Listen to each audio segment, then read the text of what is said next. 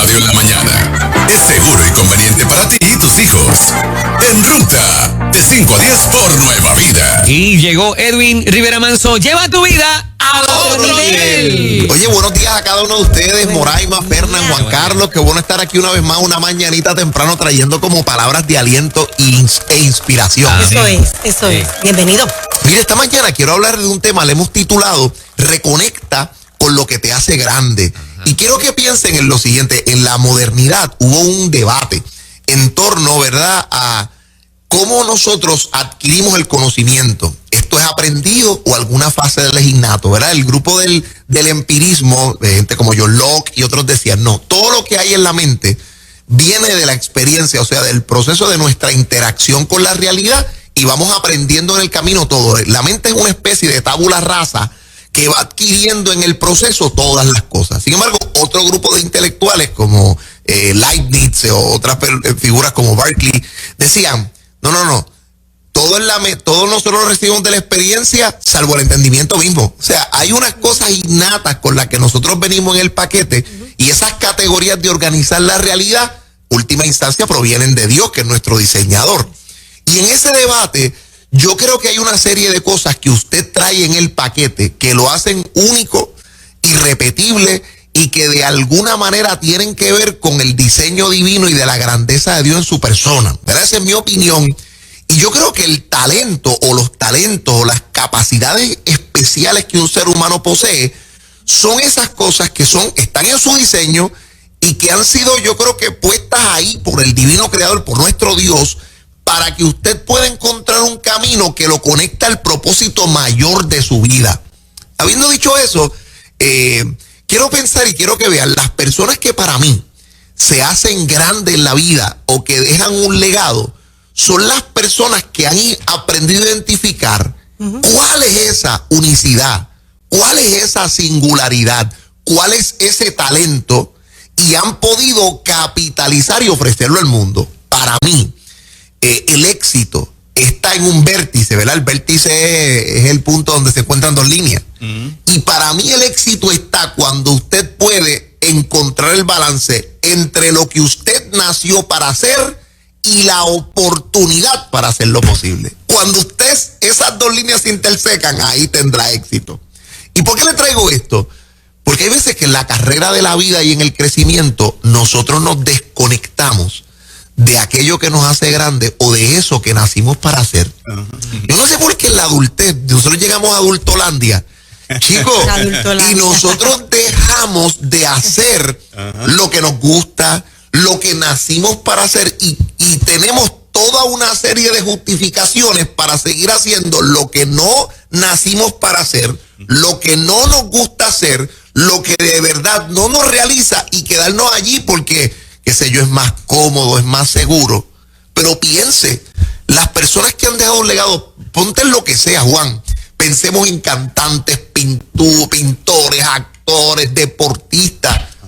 Usted no va a dejar un legado trascendental si usted no está en donde usted está ubicado para hacerlo.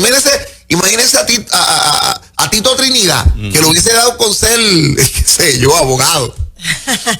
Piense, qué sé yo, en un cantante o en múltiples cantantes que ha dado esta tierra. Imagínese un Ismael Miranda, tú imaginas a René González, y René González dice, yo creo que es de eso hacer un disco, ¿no? Déjame ver. Y que hubiese sido, qué sé yo, gerente de una gran cadena de restaurantes. Mira, puede ser un gerente tremendo porque pastorea una iglesia extraordinaria. Pero tú imaginas a René González sin cantar. Exacto. Entonces, yo veo como que muchas personas al llegar a la adultez trabajan donde no les hace feliz. Son miserables con lo que hacen. Realmente ya no tienen tiempo para cultivar cosas que nacieron para hacer, y esperan que insistiendo en eso tú vas a tener un legado que va a dejar una vida fascinante. Mira, por eso tienes el hígado encebollado. Por eso tienes piedra en los riñones. Amalgado. Entonces, cuando uno mira eso, por eso, yo no sé ustedes, pero yo me imagino que Moraima, Fernan y Juan, y quizás les pido su opinión, ¿tú te imaginas levantarte todos los días y te dices, pero cómo esa gente se levantan todos los días tan temprano y demás? Pues porque es que hay algo de pasión, que yo digo, chicos, porque yo no me imagino haciendo otra cosa. No puedo tirar porque lo que me hace grande está conectado con ese paquete. La comunicación vino en el proceso. Y en el caso del doctor Radio, como bien decíamos, tal vez, a lo mejor hay gente que tuvo la oportunidad y ha estudiado tratando de hacer lo que ustedes hacen o lo que Fernán hace. Oh, sí. Y tienen bachillerato, maestría, qué sé yo, en el área de PC, pero no tienes la gracia, caballo. Sí, es así, es así. Y eso es difícil, ¿verdad? Pero es así. Y entonces la gente te pregunta como, hay cosas que te puedo enseñar. Ajá. Y te puedo... hay cosas que están en el paquete, o sea, están ahí. Que están en el paquete. A eso yo me refiero. Hay cosas que están en el paquete. Y que no te puedes zafar de eso. No. Sí. Porque si dejas de hacerlo, es como si una parte de ti se muriera, o dos. Hay cosas que te puedo enseñar, pero hay cosas que vienen, que la intuición te lleva a hacerlas, ¿verdad? Y yo creo que hay personas que pueden aprender ciertas cosas, pero el asunto es si en lo que usted está tratando de hacer la vida, el crecimiento, está conectado con lo que te hace grande. Miren, tengo dos nombres de dos compañías y de una persona que creo que todos conocemos, y es Kansas City Star y Margaret Winkler. Esas dos compañías están conectadas con la historia de una gran personalidad del siglo XX, y es Walter Elias Disney. ¿Verdad? Sí. La historia de Disney, nosotros sabemos que es una historia extraordinaria que ha marcado, ¿verdad? Es un legado. Pero Walt Disney, específicamente Kansas City Star, lo despidió. Era uno de sus primeros trabajos donde él era, ¿verdad? Usted sabe que antes el asunto del periodismo ya no era digital, todo era... Y entonces una de las cosas es que en la sección de caricaturas o en la diagramación se utilizaban, ¿verdad? Caricaturistas.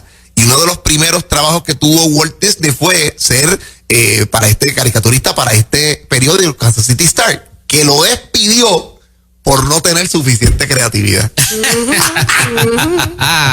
Pero imagínate, si ante esa bofeta, porque dice, cuando tú eres joven, estos días me río porque parte del proyecto de la cámara, ¿verdad? Están recibiendo los estudiantes de verano. Y están en las oficinas y entonces uno empieza a mirar y es bien chévere. Tenemos unos chicos ahí, Marcus le mando un saludo, y Efraín, tenemos unos chicos ahí chéveres haciendo algunas cosas. Y tú ves el entusiasmo y de las cosas que están haciendo, ¿no? Y yo creo que cuando tú eres joven, esa experiencia de esa primera promoción, ese primer trabajito, pues es tremendo, pero también esa primera despedida, esa primera botada. Si tú no aprendes a superar algunas cosas, te puede dar duro en la cara, ¿no? Y yo creo que Disney, en medio de ese proceso, pudo haber dicho, yo creo que yo no sirvo para esto. Ajá. Déjame buscarme un trabajo en otra cosa. A lo mejor yo, qué sé yo, me voy a meter a vender seguro o hacer otra cosa. Y este señor Disney no permitió que esa botada o esa experiencia de estar en quiebra por mantenerse conectado a lo que él sabía que lo haría grande en algún momento, que su capacidad de producir cartoons o trabajar con estas animaciones, lo señalara. Y la segunda compañía que les mencioné, Margaret Winkler, fue la compañía que le dio la primera oportunidad para uno de sus primeros trabajos animados, que fue Alice in Wonderland.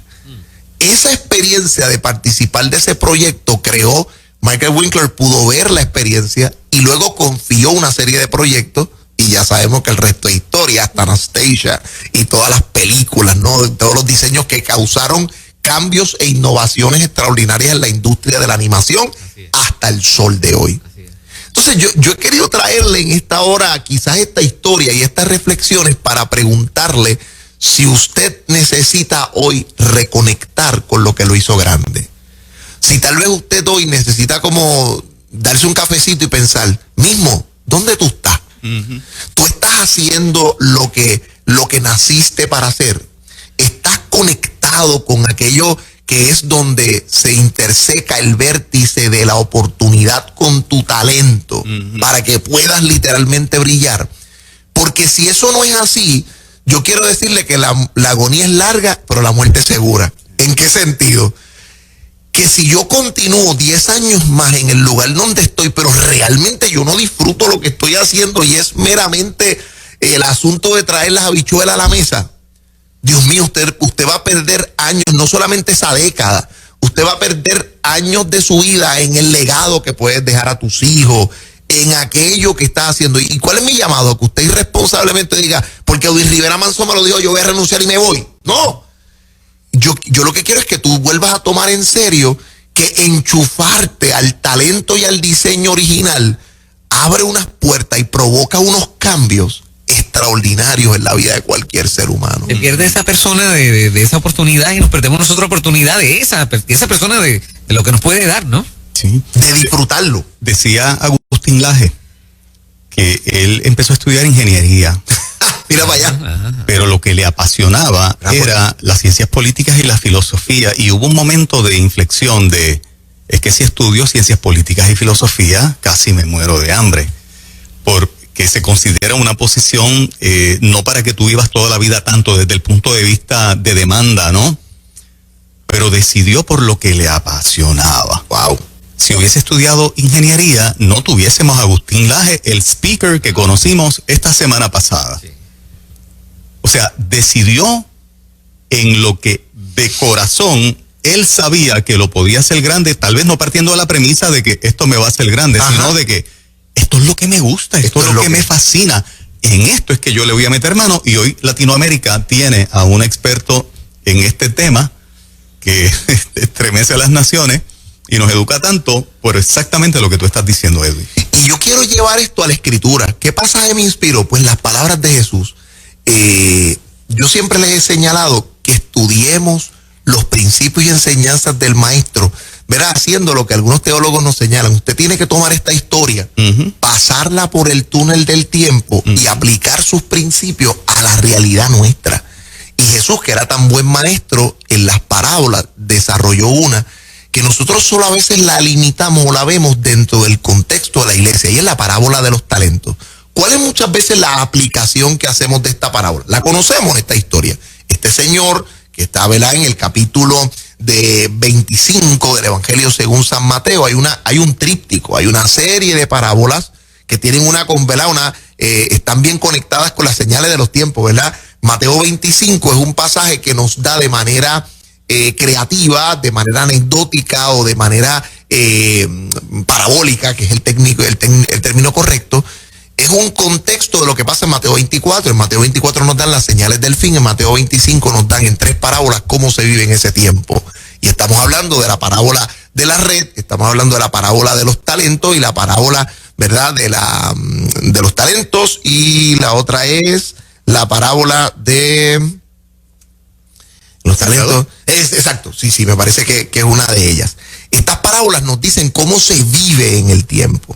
Entonces, nosotros hemos visto que la parábola de los talentos siempre la aplicamos en el contexto de tu ministerio, de que hagas lo que Dios te pide, que obedezcas a Dios, porque, ¿verdad?, te van a quitar el talento que tienes y se lo van a dar al que tiene más.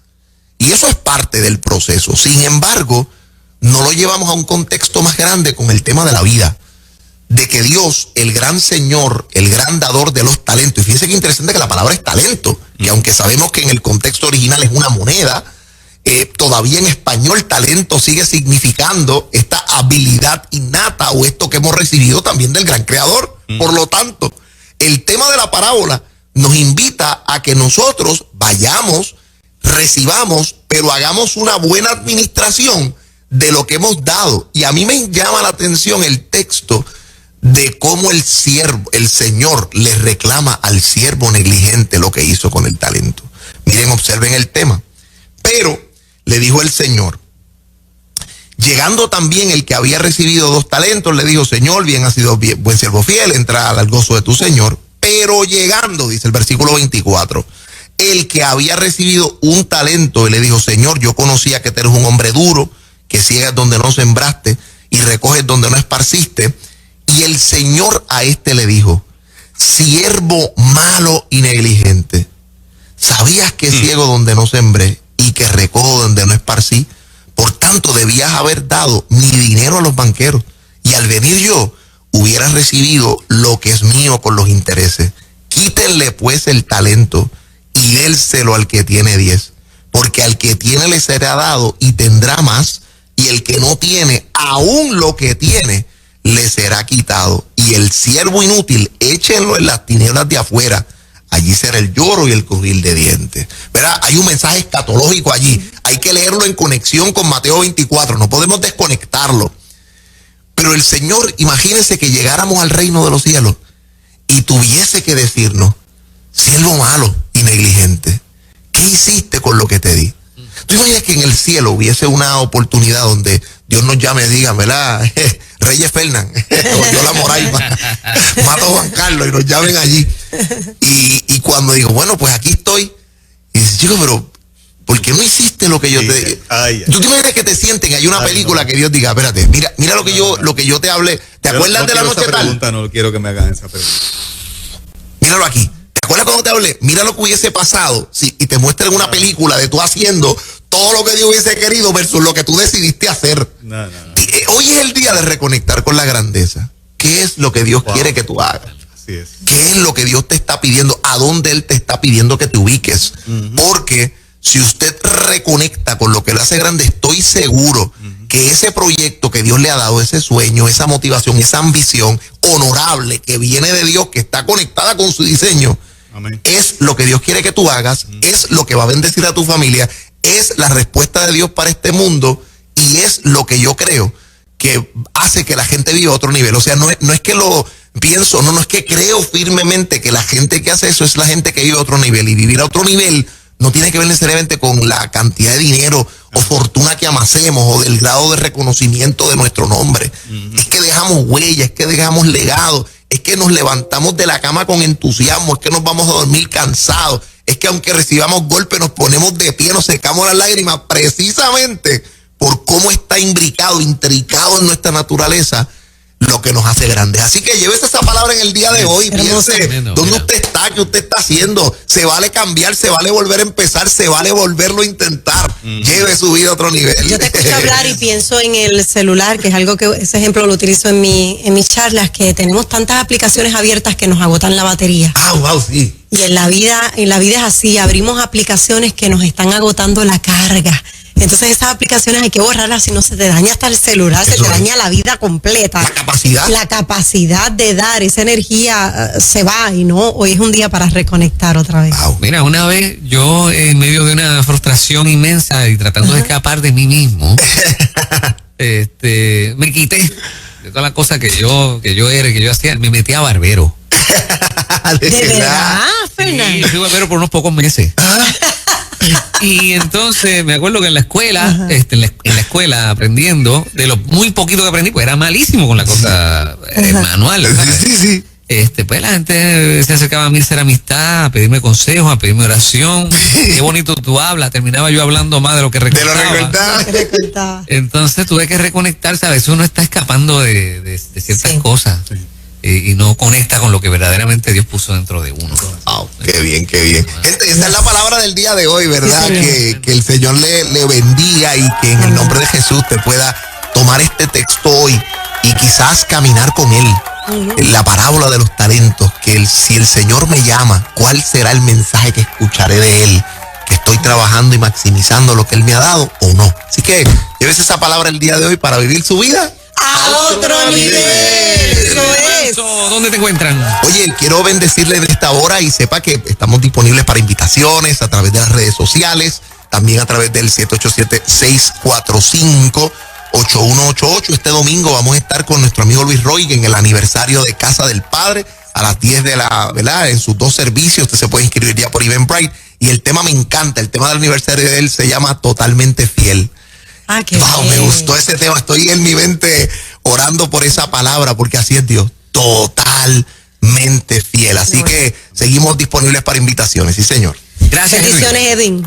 Abrazo grande. Las 6:25 de la mañana. Hablamos en breve acerca de